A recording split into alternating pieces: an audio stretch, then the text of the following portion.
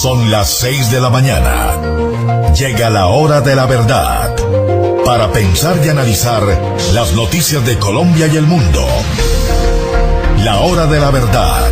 En la red de Radio Red RCN. Con Fernando Londoño Hoyos.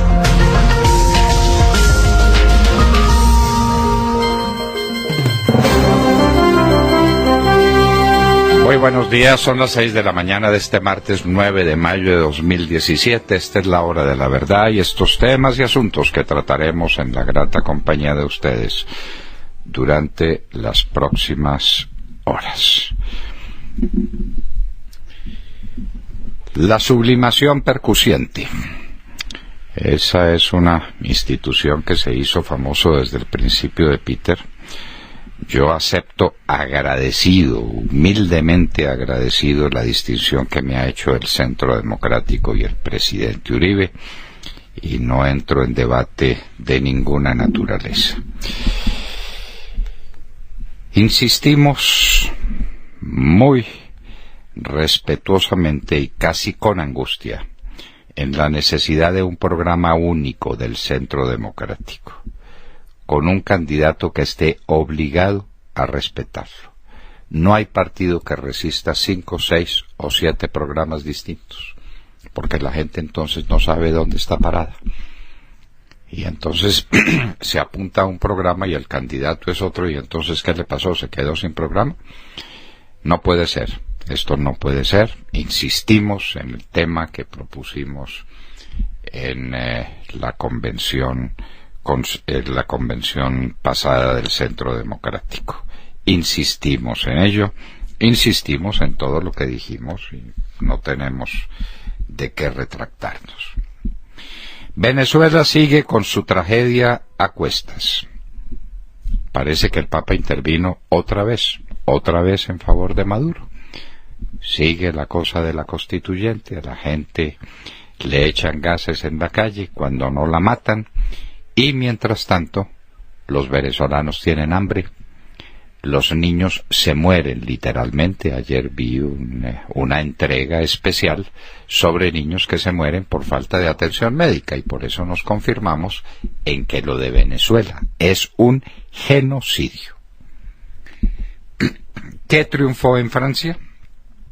Estaremos muy pronto con Eduardo Mackenzie para que nos lo explique desde su particular perspectiva, que está en el corazón de la política francesa. Macron ahora ya se le acaba la luna de miel de estar de acuerdo con todo el mundo, de sonreírle a todo el mundo, y ahora tiene que gobernar. ¿Cómo va a gobernar Macron?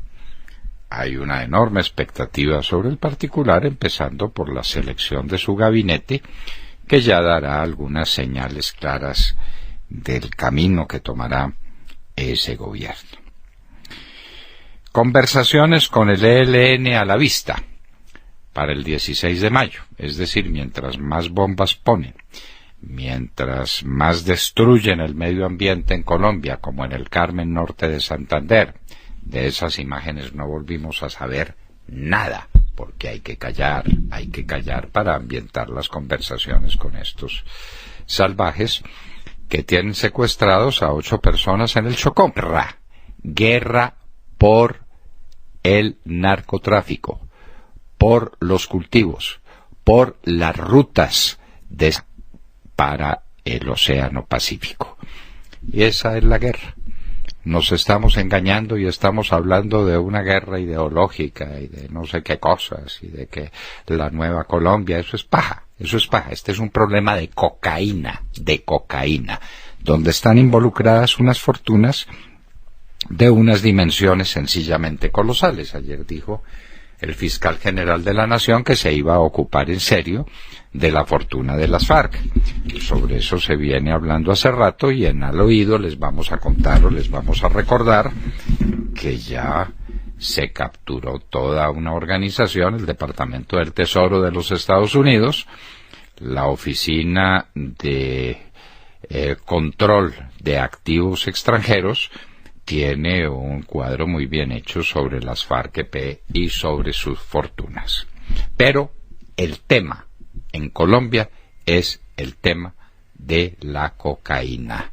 Nadie quiere atender esto. Es como si el tema no existiera y no existiera entonces el tema que nos mata, el puñal que nos mata. Cuando un niño mata, ¿qué pasa? La muerte de una persona de bien en Cali por un niño de 12 años ha planteado un tema que tampoco se va a discutir en Colombia. Yo fui personalmente víctima de un muchachito que creo que ya está libre, que me puso la bomba, obviamente guiado por otros, dirigido por otros, entrenado por otros, que es lo que se inventó Pablo Escobar.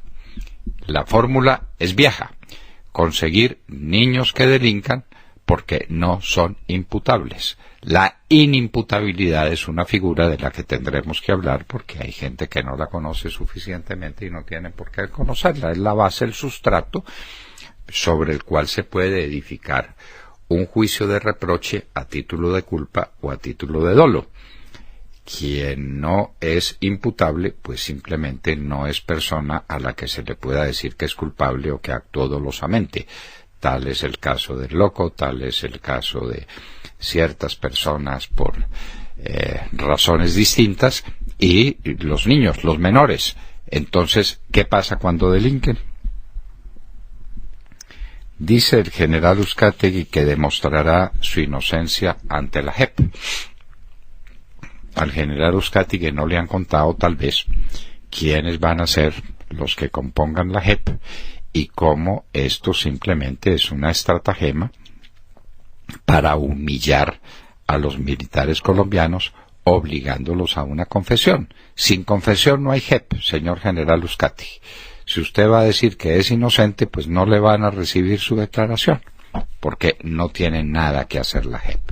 Es una medida para humillar a los oficiales, suboficiales y soldados del Ejército de Colombia. Son las nuevas orcas caudinas levantadas en este siglo. Gabriel García y el alcalde Lyons serán testigos contra los demás en el caso de Odebrecht y en el caso de la defraudación enorme de recursos de la salud en Córdoba. De manera que ventiladores encendidos. Nuevo catastro rural. Ha pasado desapercibido el tema. Se va a hacer una nueva formación de catastro, obviamente con impuestos prediales nuevos, con impuestos nuevos a la riqueza, a lo que sea, en momentos en que el campo colombiano no vale nada. Y quedó valiendo nada desde el día en que el acuerdo final, que había sido derrotado en las urnas, se convirtió teóricamente en ley de la República, una ley injusta, inicua, que por supuesto no es de obligatorio cumplimiento. Hablaremos sobre ese tema cuando en nuestra nota editorial expliquemos por qué hay que volver trizas los acuerdos. El tema del catastro es delicadísimo, delicadísimo. Usted tiene una finca en la que no puede invertir porque teme que en cualquier momento se la expropien. No puede hacer inversiones. No tiene quien se la compra, es decir, carece de valor económico, pero viene el catastro y le dice que usted es multimillonario y que pague impuestos como multimillonario. La encuesta Yanjas del día. Santos subió como 2 puntos o 3 puntos y quedó igualmente perdido políticamente. Subió a 19% de favorabilidad, pero ojo, la economía, que es el gran tema, se mantiene en lo mismo. Cerca del 90% de los colombianos estiman que la economía va por mal camino. Volvemos a repetir lo que hemos dicho tantas veces, al parecer inútilmente. El gran tema de la próxima elección, del próximo debate electoral, va a ser la economía en crisis. La gente no tiene que comer. El DANE lo precisa, el 32% de las familias colombianas no resuelven sus necesidades básicas. Vienen huelgas a granel, huelgas de taxistas, huelgas de maestros, huelgas de guardianes, huelgas de centrales obreras que van a acompañar todas las huelgas anteriores, huelgas de servidores del Estado, huelgas y huelgas, una oleada de huelgas a la vista. Policía en París evacúa la Gare du Nord. La Gare es una estación del tren y esta es una de las más importantes de París. Hubo amenazas, buscas, pesquisas, no se sabe mucho qué pasó, porque se trata de una operación secreta de la policía. Vienen nuevas conversaciones en Ginebra entre el régimen de Bashar y opositores. Las pasadas fueron una catástrofe, un desastre completo. Vamos a ver si en estas hay alguna luz en el horizonte. Ahora Kim Jong-un dice que lo querían matar 2 estadounidenses a los que pusieron presos en Corea del Norte. Este es el pretexto perfecto para fusilarlos, de lo que no tiene ninguna duda. Y el señor Trump está muy preocupado, pero ¿qué hacer con un personaje que es un pigmeo políticamente dentro del contexto universal, pero un pigmeo con bombas atómicas? Hoy habrá elecciones en Corea, o ya se están desarrollando, para reemplazar a la presidenta que fue destituida por corrupción, Park Geun-hye. Vamos a ver quién es el nuevo presidente de Corea.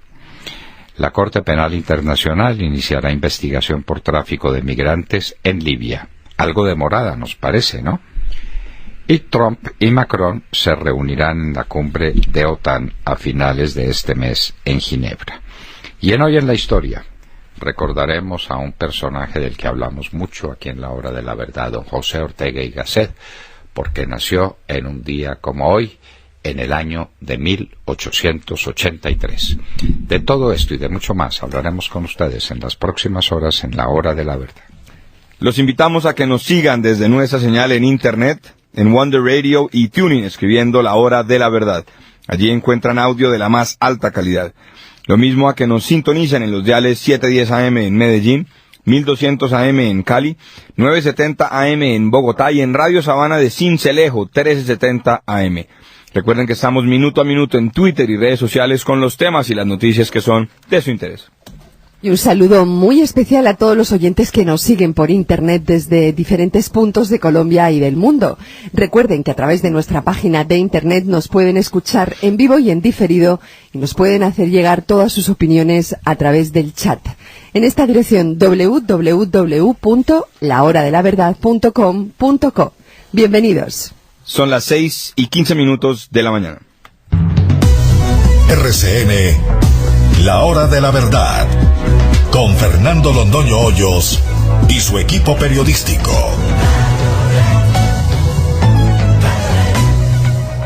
Muy buenos días a todos. Bueno, hoy de nuevo fijamos nuestra atención sobre el Chocó, que en los últimos tiempos se ha convertido en tierra de nadie. Ayer lo decíamos, y que mañana hará un paro cívico por la situación tan delicada y difícil que viven en el Chocó. Los promotores del paro dicen que el gobierno no ha cumplido ni siquiera el 2% de los compromisos que pactaron el año pasado, y el Chocó sigue siendo un lugar en donde no solo no hay salud, no hay vías, no hay educación, sino que los niveles de inseguridad, y esto es lo preocupante, han alcanzado niveles aterradores, esa es la palabra. Este fin de semana secuestraron a 8 personas, supuestamente por el ELN, aunque también hablaron de que se trataba de una disidencia de las FARC, una de las muchas disidencias de las FARC, y también hay rumores de que todo puede ser parte del negocio del narcotráfico que se instaló en la zona. Mientras tanto, el ministro de Defensa, Luis Carlos Villegas, saca pecho y le dice a los secuestradores que independientemente de quiénes sean los secuestrados y de su pasado judicial, no van a decidir quién es buen ciudadano o no del Chocó. Una declaración muy contundente, pero muy poquito convincente, la verdad, teniendo en cuenta la realidad del Chocó, en la que hay corrupción, inseguridad, minería ilegal, narcotráfico, desplazamiento, infraestructura deficiente, grupos armados ilegales, desempleo. Bueno, podríamos seguir toda la mañana, ¿no? Dando ejemplos. Chocó tiene la tasa de homicidios más alta del país. Y hay barrios, señores, donde los taxistas no pueden entrar literalmente. No es que sea poco recomendable, es que no se puede entrar. La situación es tan grave que sus ciudadanos se sienten secuestrados dentro del Chocó. Estas fueron las palabras textuales que usó el de Jesús. Estamos como secuestrados. De modo que ante esta realidad tan contundente, le pregunto al ministro de Defensa, Luis Carlos Villegas, ¿qué es lo que no iba a permitir, ministro? Buena pregunta, ¿no? ¿Qué es lo que no iba a permitir? Y otra pregunta, ¿dónde está la paz? Explíquenos, pues. Mientras haya narcotráfico, estaremos en eso que llaman la guerra y que no es otra cosa que terrorismo narcotraficante.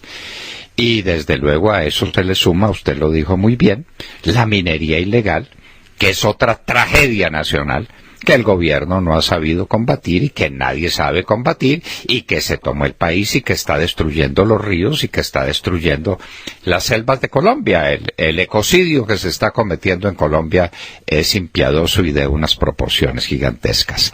Narcotráfico se llama la tragedia colombiana, por si algunos se resisten a entenderlo, que lo sepan. La palabra maestra es narcotráfico. Lo demás es, ¿cómo lo llamaban los mexicanos antes? Vacilón, ¿no?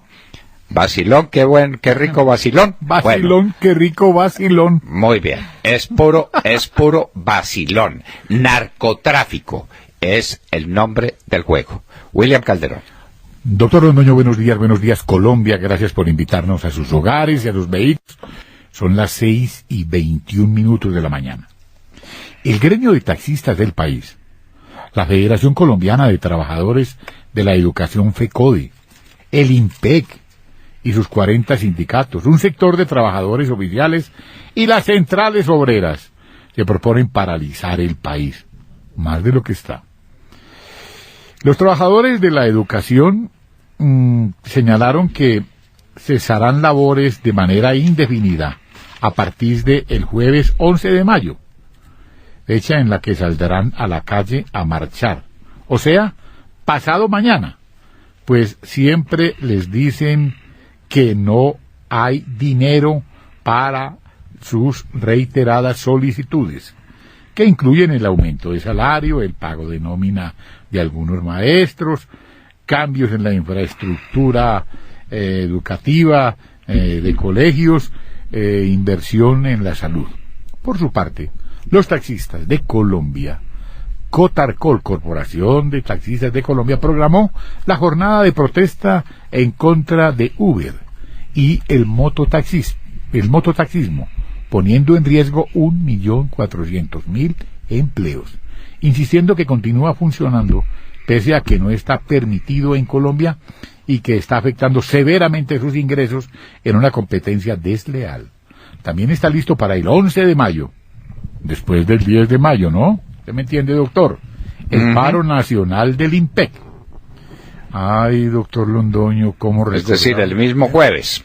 Jueves, maestros e IMPEC. Claro.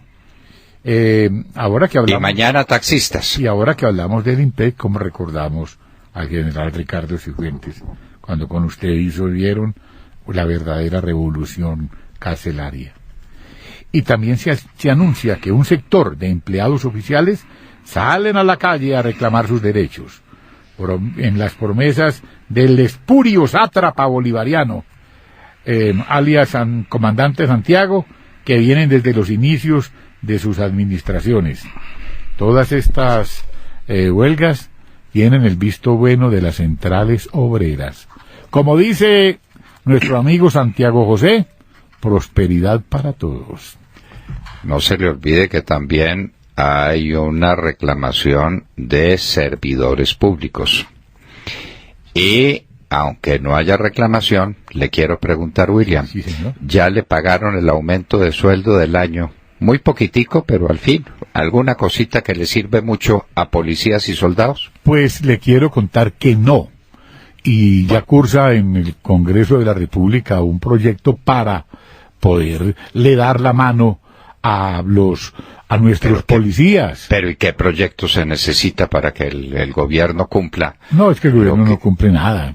Pero entonces todo tiene que ser a punta de leyes. Sí, porque es que porque primero que todo, lo único que sirve aquí es darle 1.800.000 pesos a los criminales, narcoterroristas, secuestradores, y olvidar a los policías cuando sacrificaron, por ejemplo, 1.000 policías en Medellín. Se les olvidó esa bobadita, que Pablo Escobar asesinó mil policías en Medellín, y que siguen asesinándolos ahora los mismos socios de Pablo Escobar y de Juanpa, que son los guerrilleros de las FARC y el ELN.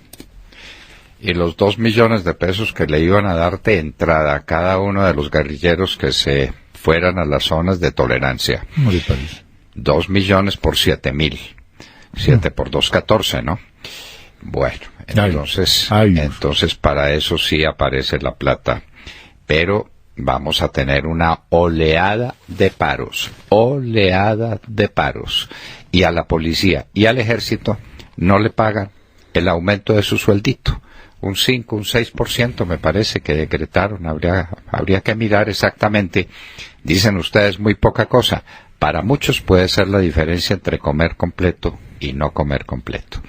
Y nos vamos para los Estados Unidos. Cristina Londoño, buenos días. Hola papi, muy buenos días y muy buenos días a todos. Bueno, está saliendo de las sombras y del anonimato el expresidente Barack Obama. Y lo está haciendo en pie de lucha y con la espada desenvainada. Todo para defender lo que habría sido el estandarte de su mandato, la reforma de salud, el llamado Obamacare.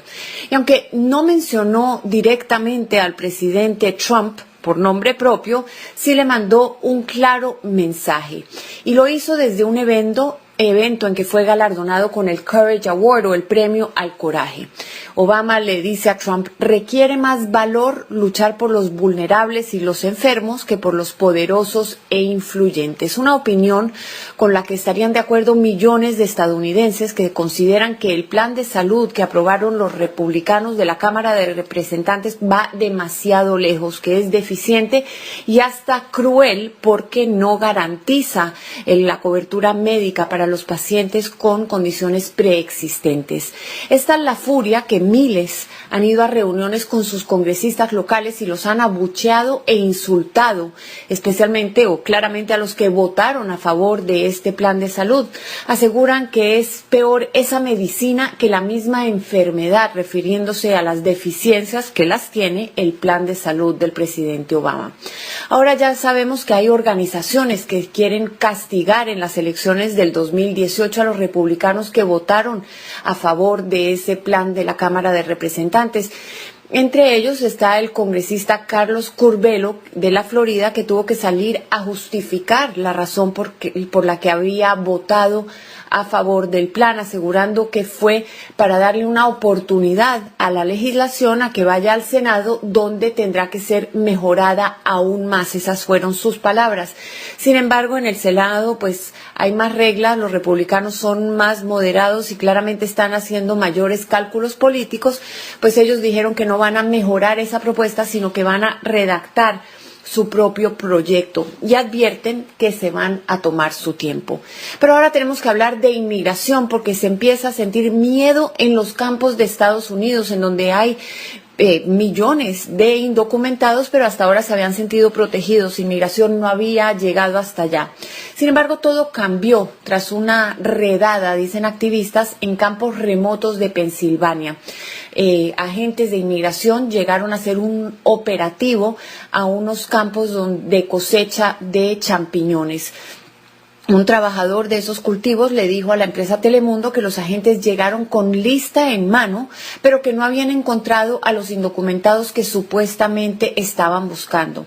Algo que Inmigración y Aduanas confirmó. Ellos aseguraron que el operativo no fue una redada, sino que habían ido a buscar específicamente a ciertas personas. Sin embargo, lo que está generando miedo es que los activistas insisten en que se llevaron a más personas de las que buscaban. Gabriel Preciado, Delgado, que es una activista del Comité de Apoyo de Trabajadores Agrícolas, aseguró que venían por 4 y se acabaron llevando a 12. Los dueños del cultivo están diciendo que ICE, por sus siglas en inglés, Inmigración y Control de Aduanas, no les informó que iban a realizar ese operativo. La noticia, como bien podrán entender, tiene en alerta a los trabajadores del campo desde Pensilvania hasta aquí al otro lado, en California.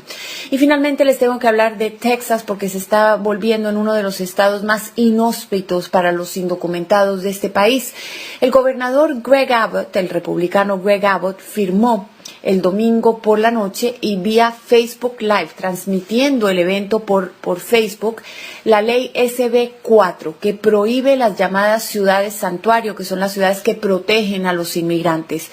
Esta ley establece sanciones penales a las entidades de gobiernos locales que no cumplan con la ley de Texas, y también autoriza que la policía local le pregunte sobre el estatus migratorio a cualquier persona a la que detengan por cualquier motivo. O sea que las autoridades de Texas van a tener que cooperar con inmigración. El centro Pew en Texas calcula que en Texas viven alrededor de 2 millones de indocumentados que se podrían ver afectados por esta ley, por lo que activistas le están pidiendo a la comunidad que mantenga la calma, aunque ya hemos podido recoger testimonios de inmigrantes que claramente dicen que se quieren ir por lo menos de Texas, que no aguantan vivir bajo esa presión en el estado. Esto ocurre mientras abogados de la Unión Americana de Libertades Civiles esperan entablar pronto una demanda asegurando que la ley SB 4 es anticonstitucional. El gobernador de Texas considera, sin embargo, que es una ley que protege a todos los ciudadanos de su estado, y en algo de desacuerdo el jefe de la policía de Houston tiene miedo porque dice que la implementación de esa ley va a afectar la confianza entre la comunidad y la policía, que muchas víctimas de crímenes y testigos de crímenes ya le van a huir a los agentes uniformados en vez de cooperar con ellos. Es lo que tengo por el momento. Ahora regreso contigo al estudio, papi, que tengas muy buenos días y muy buenos días a todos. Muchísimas gracias, Cristina. Siempre es apasionante oír estos relatos de lo que pasa realmente en los Estados Unidos y de lo que no tenemos ni la menor idea a través de las noticias que de allá nos llegan, tan recortadas, tan elementales, tan fuera de contexto. Santiago Castro. Doctor Londoño, muy buenos días, y muy buenos días para todos nuestros oyentes y para los compañeros aquí en la mesa. En el reporte de la situación del crédito que realiza el Banco de la República periódicamente queda claro, doctor Londoño, que la demanda de préstamos a las entidades financieras se viene enfriando. La caída es evidente en créditos de consumo y comerciales.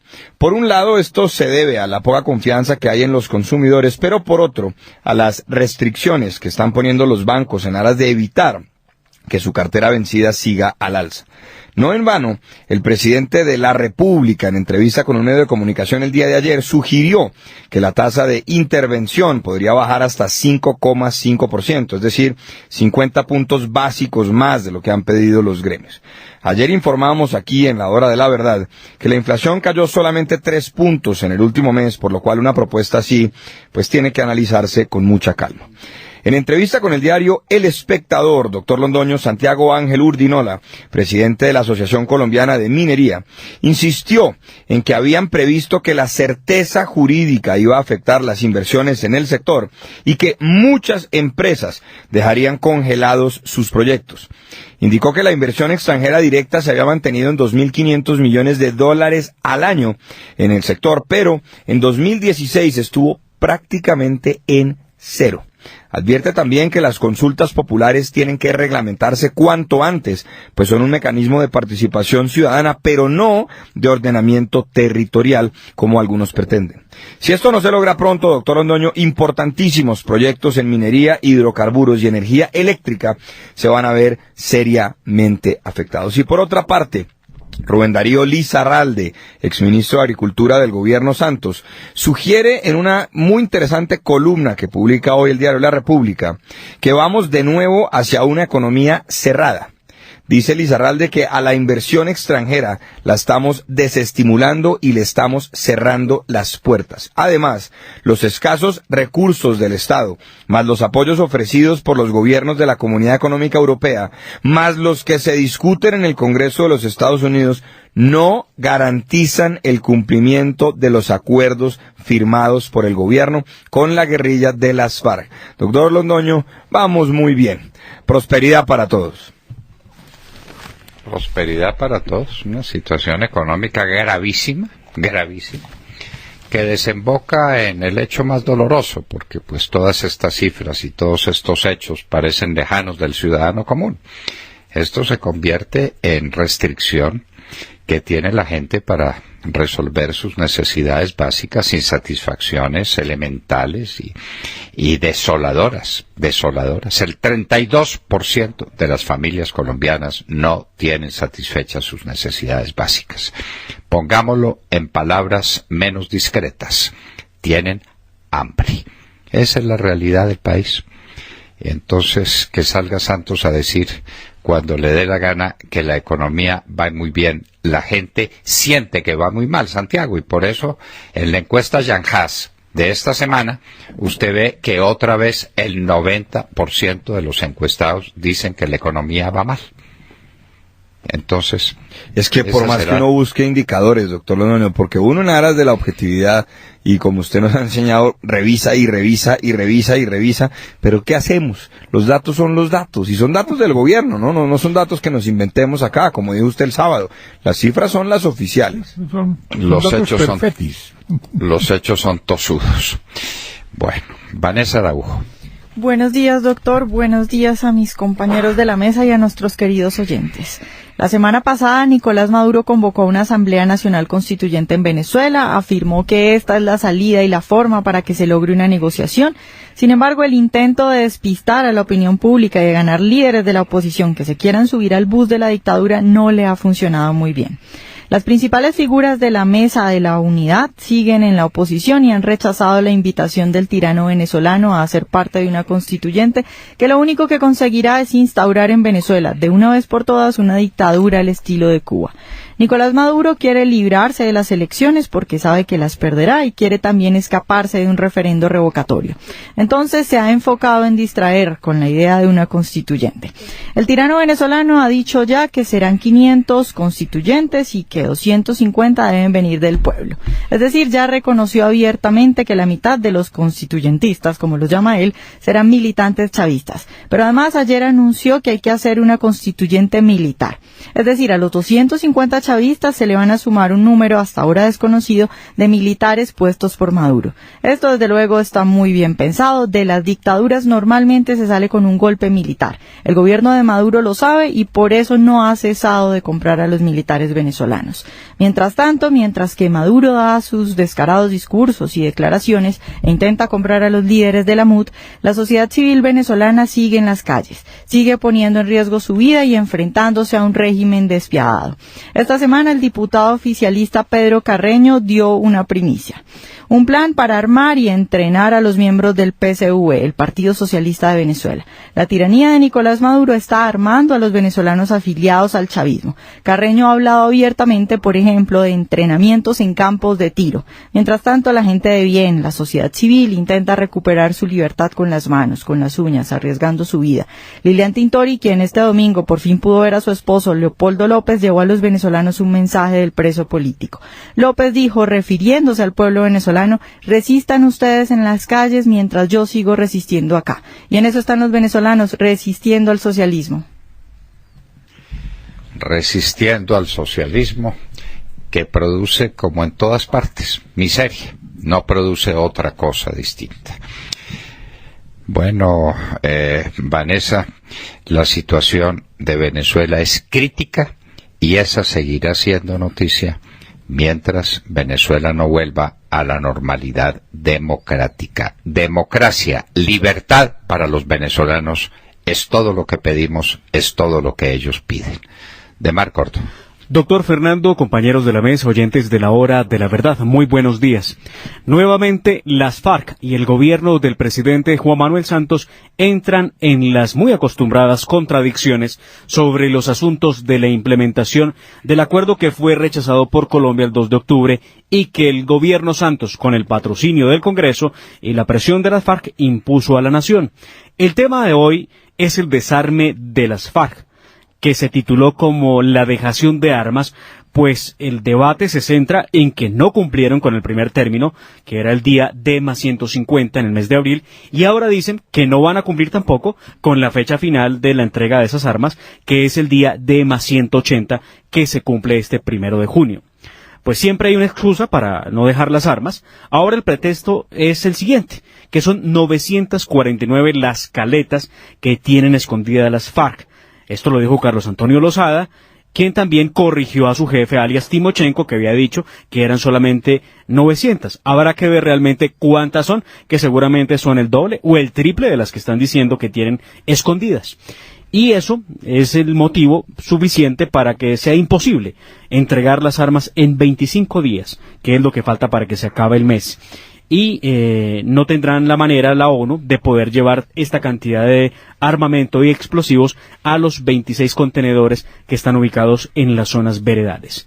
Mientras las FARC dejan claro nuevamente que ellos son los que mandan en este proceso, el ministro para el posconflicto, Rafael Pardo, posa de tener mano dura y dice que las fechas no se modificarán. Pero el presidente Juan Manuel Santos ayer, aquí en el cuarto piso, en RCN, decía que estaba estudiando ampliar el plazo como lo sugiere la ONU. Pero debemos recordarle al primer mandatario que no es la ONU la que está solicitando ampliar el plazo, presidente.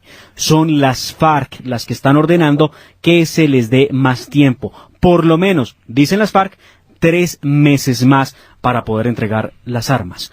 Por ahora pregunto yo, ¿en qué han cumplido las FARC? No entregan los niños, no entregan los millones de dólares en sus manos, no entregan las rutas del narcotráfico y lo peor, no dejan y mucho menos entregan las armas. ¿De cuál paz estamos hablando?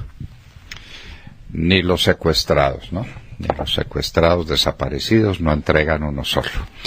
Ni entregan los mapas con las minas antipersonas. Pero qué dificultad hay, porque no puedan entregar las caletas. Eso quiere decir que no pueden entregar ninguna, ¿no? Como no pueden entregar 940, no pueden entregar ninguna. ¿Y por qué no entregan las armas que tienen ya en las zonas de tolerancia? Siquiera entreguen eso. Entreguen eso y que la ONU pueda decir, aquí tengo 7.000 infelices armas, pero tengo 7.000 armas. Y vamos a salir a buscar las caletas. Ahora van a decir que los mapas no están claros, que no aparecen, que no se sabe. Bueno, en fin, esto es de nunca acabar, pero las FARC no entregarán las armas como no están entregando nada. Tata Castro. Doctor Londoño y a todos los oyentes, muy buenos días. Hoy martes en Europa será un día muy especial para Colombia a nivel deportivo. Primero el Giro de Italia, tendrá un recorrido apto para volver a ganar la etapa a un colombiano y por otro lado la Champions. Hoy conoceremos cuál de los dos colombianos, si Cuadrado o Falcao, estará en la final de esta competición. A las 6:08 de la mañana, hora de Colombia, arrancó la cuarta etapa del Giro de Italia. Después de un día de descanso, el ciclista colombiano Fernando Gaviria arrancó en Sicilia con la maglia rosa puesta, la primera prueba fuerte de montaña. Hoy los colombianos veremos una etapa que tiene un recorrido de 181 kilómetros con 2 premios de montaña. El primero de segunda categoría, que acaban de comenzar el ascenso, y el segundo la meta, final en alto de primera categoría en Etna. Por ahora van un poco más de 60 kilómetros recorridos. El pelotón está a 5:05 de los 4 escapados donde no hay ningún colombiano. Será la primera gran prueba para ver en qué estado de forma está Nairo Quintana frente a su rival el italiano Vincenzo Nibali, más no decisiva como muchos piensan. Y en fútbol, hoy en la Champions, la Juventus con una ventaja de 2-0 recibe al Mónaco en Turín para definir el primer finalista. El encuentro comenzará a la 1:45 de la tarde, hora de Colombia. A esa hora, doctor Londoño, ya sabremos si la maglia rosa del líder de la general del Giro continúa en manos de un colombiano. Muchas gracias, Tata, y en un momento estaremos con Rafael Nieto Loaiza, el hombre que causó sensación en la convención del Centro Democrático y que alteró todos los pronósticos y todo lo que se sabía respecto a los candidatos. Rafael Nieto Loaiza estará con nosotros en un minuto aquí en La Hora de la Verdad.